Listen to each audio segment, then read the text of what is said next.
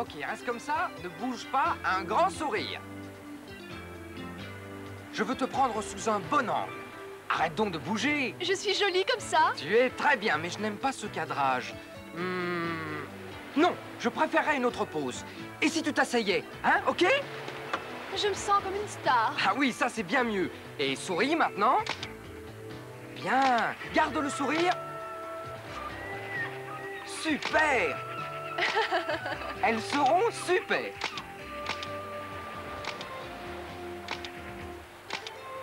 Attention! Oh, je tombe. Attention, l'appareil! Oh, oh. Tu ne t'es pas fait mal? Je suis content que l'appareil ne soit pas mouillé. Je vais faire développer le film au plus vite. Oh, j'espère que les photos seront réussies. Elles seront parfaites. Je suis un excellent photographe. Oh, l'appareil fait tout le travail pour toi. Tout ce que tu fais, c'est d'appuyer sur le bouton. Oui, c'est ça le talent.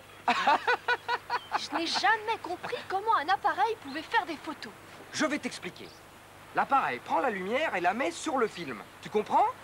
Mais comment mon image arrive sur le film? Eh bien, c'est facile. Interrogeons l'ordinateur.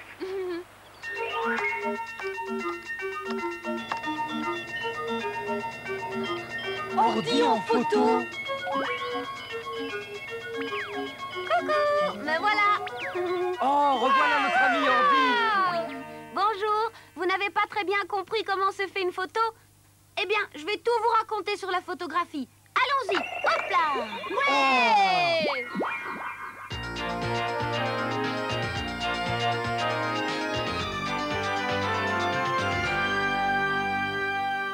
Pour prendre des photos, vous avez besoin d'un appareil. Et bien sûr d'un film. Sans film, aucun appareil ne peut prendre des photos, tout le monde sait ça. Mais savez-vous ce qui vint en premier? L'appareil? Eh oui, l'appareil fut inventé d'abord et le film bien plus tard. Nous voici en Europe au XVIIe siècle. Cette boîte ressemble peut-être à un appareil photo, mais n'en est pas vraiment un. Bien sûr, il y a une optique, mais en fait, c'est un instrument qu'employaient certains artistes pour dessiner. Salut l'artiste! Mais qui es-tu? Je suis Ordi, photographe. Il ignore qu'il est photographe car la photographie n'a pas encore été inventée. Excusez-moi de vous interrompre. Pouvez-vous me dire comment votre appareil fonctionne? Avec plaisir. C'est une caméra obscura et elle projette une image sur un papier pour que je puisse la copier. Mais d'où vient ce nom caméra obscura? Eh bien, nous avons emprunté ces mots au latin. Camera obscura signifie chambre noire. Dans une chambre noire, il y a un petit trou sur l'une des parois. Les rayons lumineux qui pénètrent par ce trou forment une image sur la paroi opposée. Seulement, l'image est à l'envers. À la place d'un simple trou, ma caméra obscura a une lentille convexe et également un miroir incliné qui me renvoie l'image à l'endroit. L'image se forme sur ce verre dépoli. Oui, avec les couleurs et les détails. Et comme ça, je peux en faire une copie exacte en dessinant l'image projetée sur le dépoli. Formidable! Ne serait-ce pas encore mieux si ce paysage devenait directement une image avec les couleurs et tout le reste? Bien sûr, ce serait mieux. Mais c'est impossible. Je suis un bon artiste, mais pas un magicien. Il était si près de devenir un photographe si seulement il avait su. Les appareils photo modernes s'inspirent toujours du principe de la caméra obscura. Mais ils sont devenus plus petits, plus maniables et plus perfectionnés.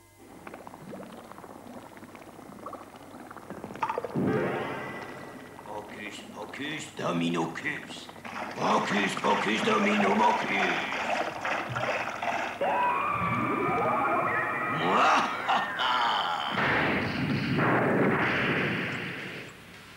Ça n'a pas marché. Encore un échec.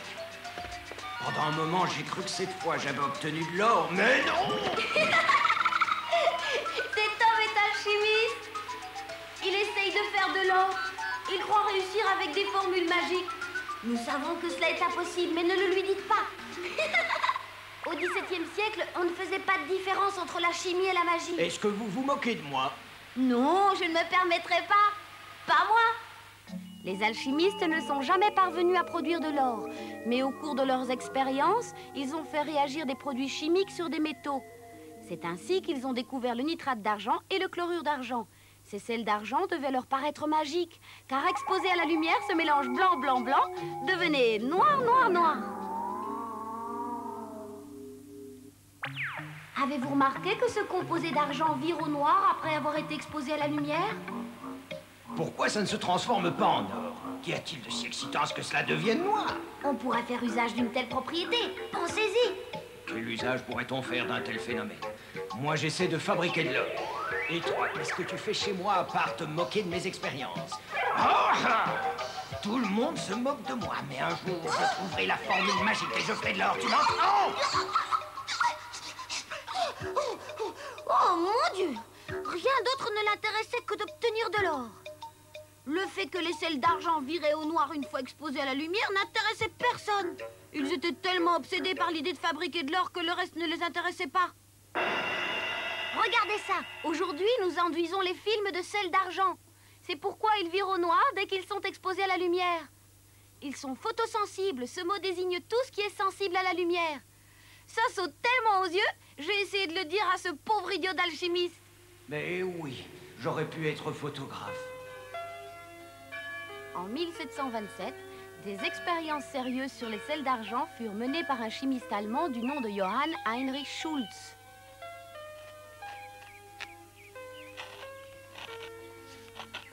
Oui, ça devrait aller. J'ai envie de voir cette expérience. Puis-je savoir ce qu'il y a dedans, monsieur Schultz? Patientez une seconde et je serai heureux de te le montrer. Ah? Qu'est-ce que c'est? Tu vois, dans cette bouteille contenant une solution de sel d'argent, j'ai ajouté de la poudre de craie. Ah? C'est une expérience de photosensibilité. Et maintenant, je vais mettre ce flacon sur l'appui de fenêtre où il sera exposé à la lumière. Et voyons ce qu'il se passe. Oh! C'est vrai, cela devient noir. Oui, mais seules les parties que j'ai découpées ont pu être exposées à la lumière. Si tu enlèves le papier, tu verras. Ok. Vous avez raison, cela donne une image parfaite. C'est merveilleux. Les parties couvertes par le papier noir n'ont pas été exposées à la lumière. Elles sont donc restées bleues. Mais qu'arrive-t-il? Tout devient noir maintenant. Le soleil fait disparaître l'image, monsieur Schultz. C'est ça le problème. Quand on enlève le papier noir, tout est exposé. L'image n'est donc que temporaire, n'est-ce pas? Vous ne pouvez pas trouver un moyen de préserver l'image pour la rendre définitive? Je crains que non. Rien que je connaisse. Ce qu'il manquait à Schultz, c'était ce qu'on appellera plus tard un fixateur. Au XIXe siècle, l'Anglais Thomas Wedgwood reprit l'expérience de Schultz. Il enduisit des feuilles de papier blanc d'une solution de sel d'argent. À la place du papier découpé, il utilisa comme cage des fleurs ou des feuilles. Mais ces images non plus ne résistaient pas à la lumière. Bien sûr, un moyen de garder ces images aurait été de ne pas les exposer à la lumière. Mais alors, personne n'aurait pu les voir et ça aurait été absurde. L'idée devait venir à quelqu'un de combiner les avantages de la caméra obscura et des sels d'argent. Cette idée ne tarda pas à germer dans le cerveau d'un Français. Nicéphore Niepce. Il utilisa la caméra obscura pour produire une photographie sur une feuille de papier enduite de sel d'argent. Cette expérience se déroula en 1816. La pause a assez duré maintenant.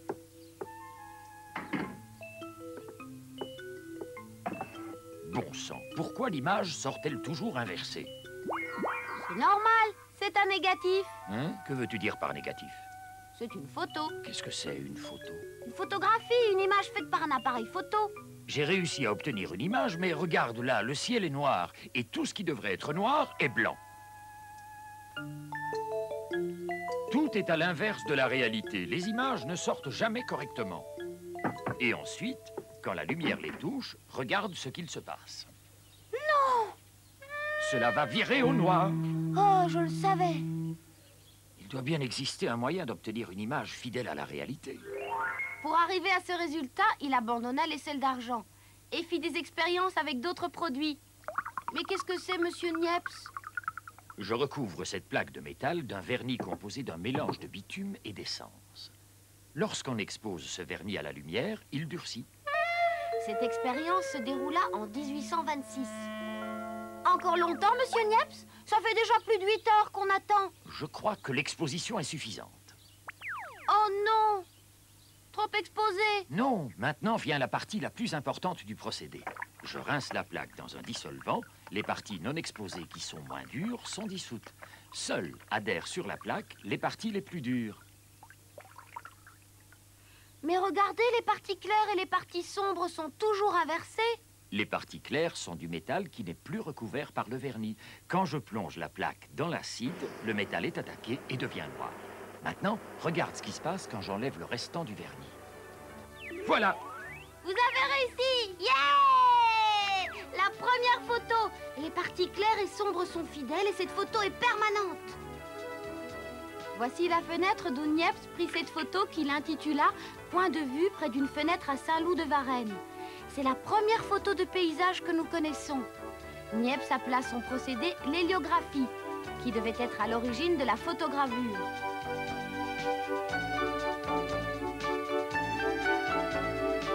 Félicitations, monsieur Niepce.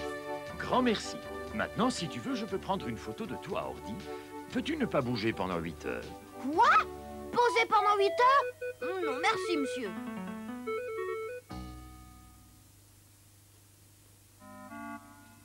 Nous voici dans le laboratoire du Français Louis Daguerre. Il s'inspira beaucoup des travaux de Niepce. Daguerre essaya d'obtenir des images sur des plaques de cuivre argenté sur lesquelles était déposée une fine couche d'iode. Il espérait pouvoir améliorer l'invention de Niepce, l'héliographie.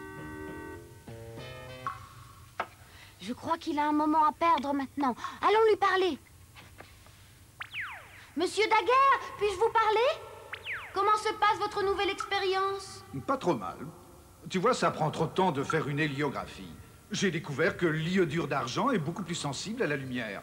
J'enduis cette plaque argentée d'iode par évaporation. La pause sera plus courte alors? Oui, beaucoup plus courte. La plaque est prête. Tu veux que je fasse une photographie de toi? Sans blague, j'adorerais être votre modèle. Voilà, je suis prête, monsieur Daguerre. Cela ne prendra pas plus de 3 heures. Quoi? Vous voulez rire? Et là, tu ne dois pas bouger. Tu dois rester absolument immobile. Tu ne dois pas bouger pendant que l'obturateur est ouvert. Non, non, mais ne bouge pas. Oh, il tient vraiment à ce modèle.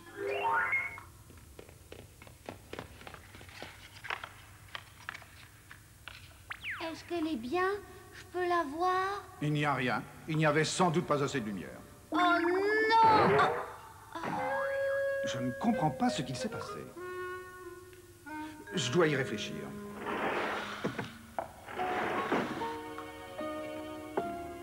Le jour suivant, une surprise attendait Daguerre. C'est parfait. Comment est-ce possible?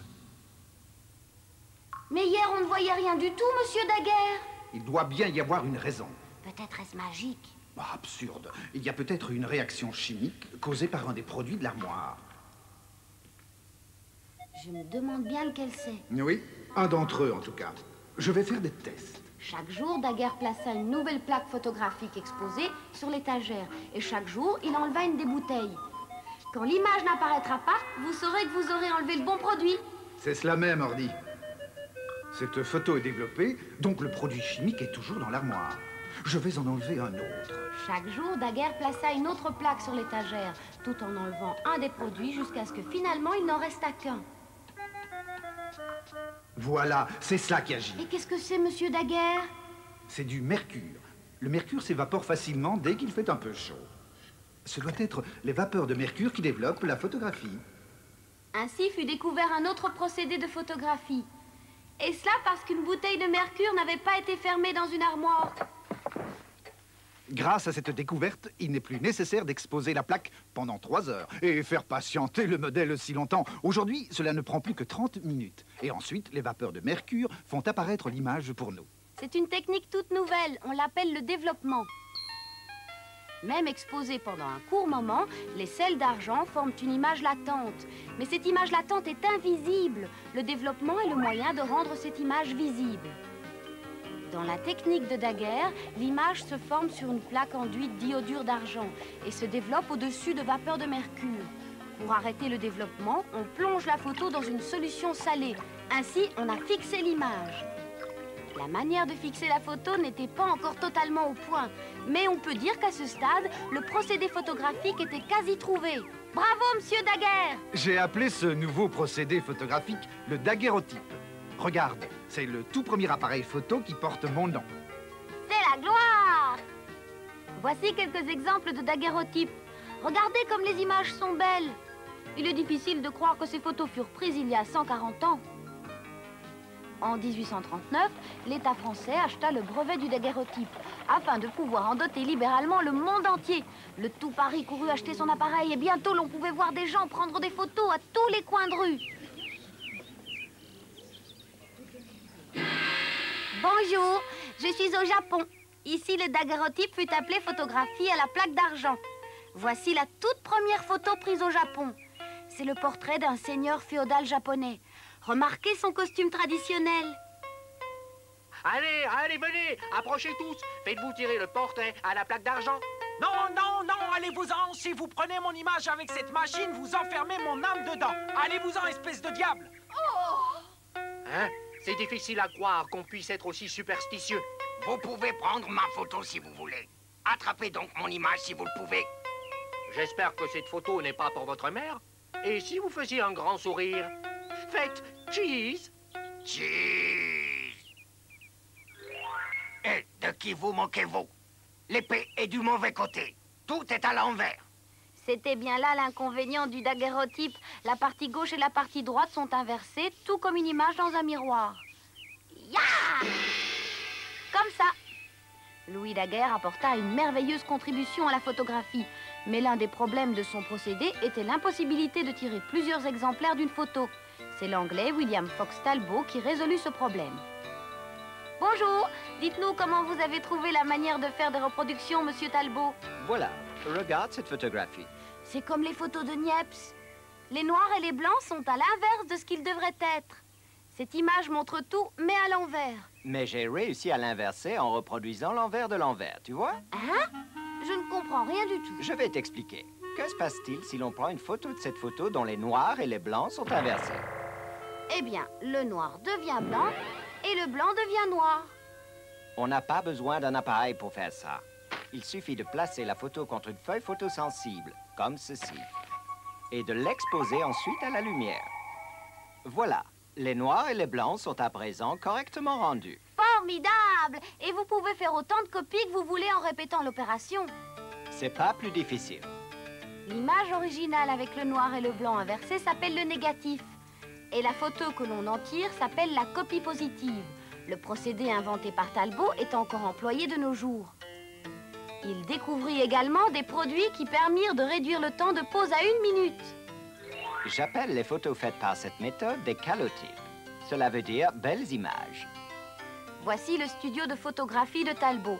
L'opérateur de gauche reproduit un document, celui de droite fait un portrait.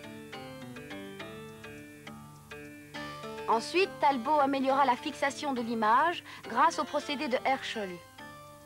Les progrès accomplis étaient déjà grands et les photos très belles, mais restait un grand problème. Elles sont trop fragiles et se froissent aussi trop facilement. Et la texture du papier rend la photo un peu floue. Il faudrait quelque chose de plus durable. Des plaques de verre seraient idéales, mais le composé argentique n'y adhère pas. L'utilisation des plaques humides au collodion fut la solution à ce problème. On fit donc des négatifs sur des plaques de verre. Le résultat était aussi fin qu'un daguerreotype et pouvait être reproduit aussi facilement qu'un calotype. Mais tandis que les images s'amélioraient, surgit un autre problème, un problème très lourd.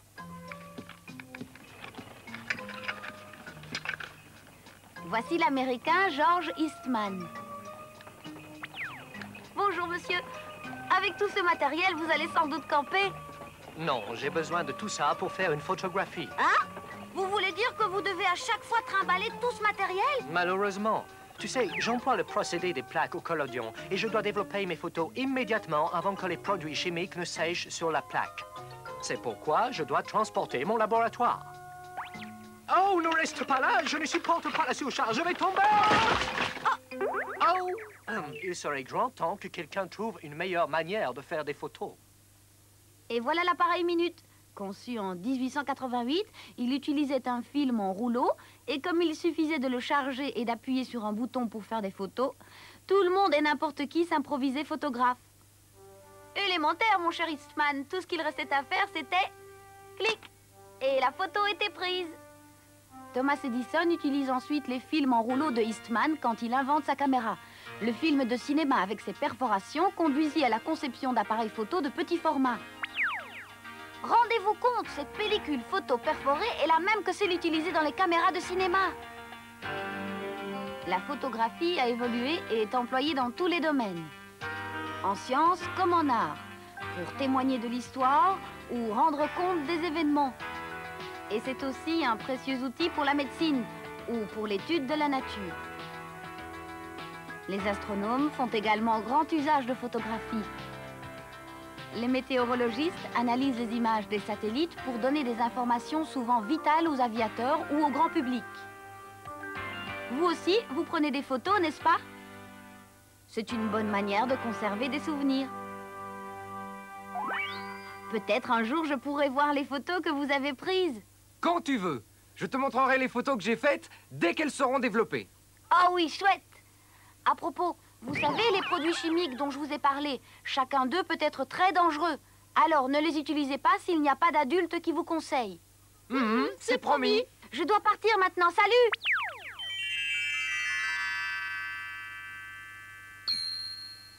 Les photos sont sûrement déjà prêtes, non? Allons les chercher tout de suite. Je suis le meilleur photographe du monde. Elles sont affreuses! Oh non! C'est vraiment gâcher de la pellicule! Je ne ferai